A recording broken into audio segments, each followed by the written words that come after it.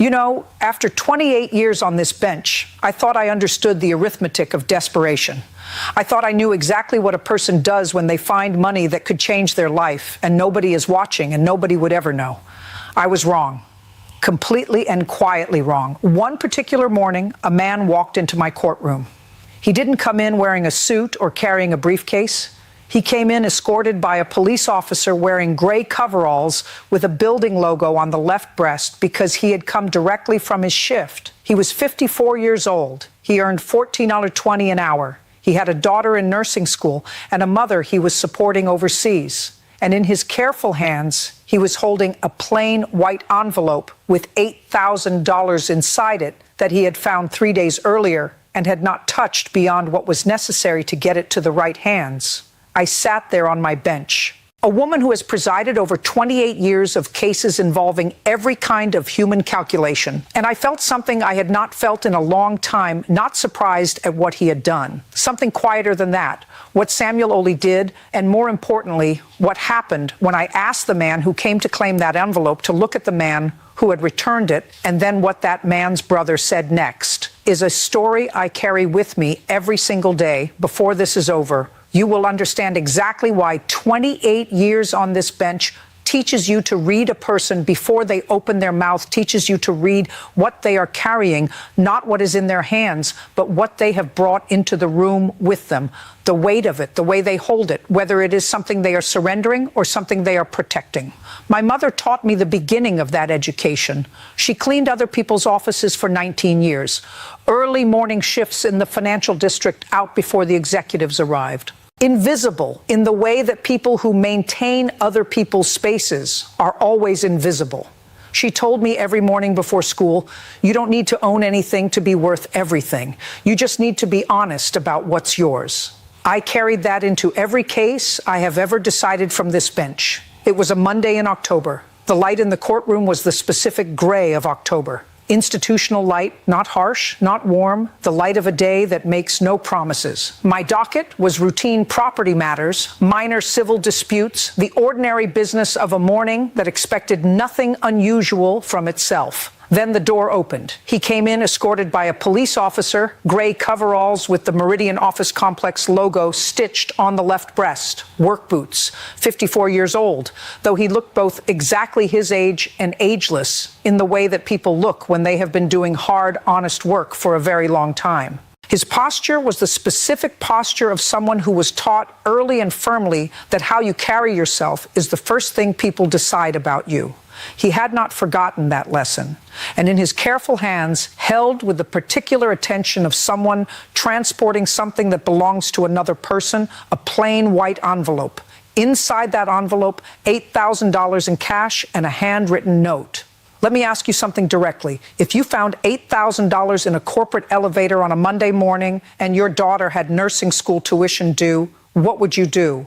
I want to be clear about what kind of matter this was, because the clarity matters to everything that followed. Samuel Oley was not a defendant. He was not charged with anything. He had been brought to my courtroom for one reason, because a plain white envelope containing $8,000 in cash had been found in an executive elevator, and the circumstances of its recovery needed to be established on the record before any determination about its return could be made. What the record established was this. On the morning of October 7th, Samuel found the envelope wedged under the brass rail of the executive elevator on the 14th floor, partially hidden by a dropped newspaper. He took it to building security before his shift was over the same morning and filed a written report with his supervisor by 8:20 a.m. He cooperated with building management's attempts to locate the owner for 3 days. When management could not resolve the matter cleanly, it was referred to the police who brought Samuel to this courthouse.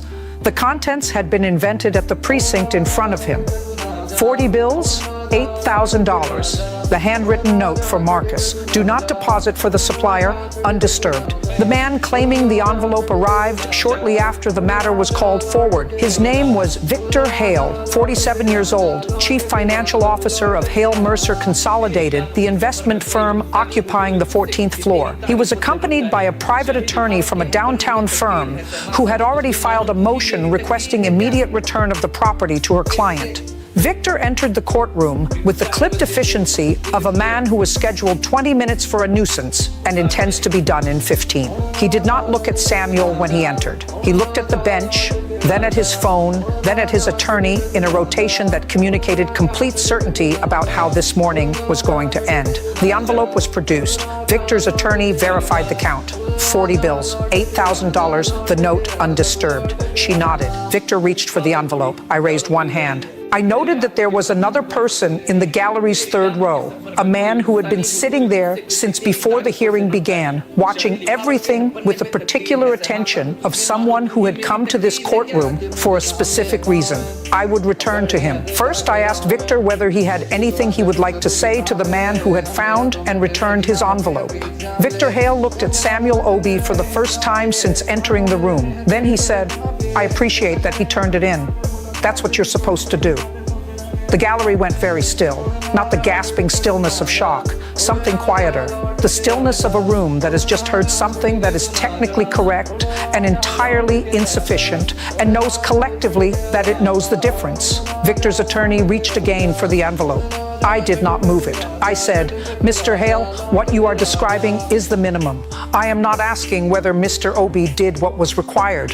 I am asking whether you have something you would like to say to a man who earns $14.20 an hour, who has a daughter in nursing school and a mother he supports, who found $8,000 in cash in an executive elevator and took it to building security before his shift was over, and filed a written report and cooperated with this process for 3 days. I am asking whether you would like to say something to that specific man about that specific choice." Victor's expression tightened. He said he had already said he appreciated it. He said it twice now. He would like his property returned. I want to be precise about what Victor Hale was in that moment. He was not cruel. He was not performing contempt. What he was doing was something more specifically difficult to name. He simply did not have the category, the concept that Samuel's act had cost him something, that it had required something. That concept was operationally absent, not suppressed, absent. The gallery understood this. The room held it. I was about to speak again when there was movement in the third row. Marcus Hale stood. The courtroom turned toward him. The way rooms turn when something unexpected happens that everyone immediately understands is significant. Not with noise, but with the collective reorientation of attention. He was 41 years old, dressed in plain clothes, no attorney beside him, nothing that announced any particular institutional role. He had been in the third row since before the hearing began. He had not spoken. He had simply watched. He asked whether he might address the court. I looked at Victor's attorney. She looked at Victor. Victor looked at Marcus with the specific expression of a man watching a situation he believed was entirely contained begin to open from the inside. I said, "Please proceed, Mr. Hale." Marcus spoke without notes and without the rehearsed quality of someone who has prepared remarks. He spoke the way people speak when they have thought about something for a long time and have finally arrived at the room where it can be said. He told the court that the envelope was not a company matter. It was a personal arrangement between his brother and a supplier that Marcus had been asked to participate in and had refused. He told the court that the handwritten note inside the envelope was addressed to him because Victor had intended for Marcus to be the one to deliver the cash. Marcus had not agreed to this. He had not known Victor had prepared the envelope. He had not known Victor had lost it. He said, "I came here today because I needed someone with authority to know what this envelope represents, and I needed to say it in front of my brother and on the record." The courtroom was completely still. Victor's attorney was on her feet. Victor's face had the expression of someone watching a door he thought was locked open from the inside, not with violence, but with the quiet, irrevocable motion of something that cannot be undone. I said, "Mr. Hale, Victor Fork, I want you to understand something. This court has just received testimony on the record raising substantive questions about the nature and purpose of the cash in this envelope and the arrangement it was intended to facilitate. This matter is no longer a simple return of property proceeding." Victor's attorney objected immediately and at length. She was thorough and she was fast. I noted every objection for the record. I did not change the ruling. The envelope would be retained as evidence. The matter was referred to the district attorney's office for review. Victor Hale left the courtroom without the envelope and without the composed efficiency he had arrived with. His attorney was already on her phone before they reached the door. Marcus Hale sat back down. He looked across the room at Samuel Obie.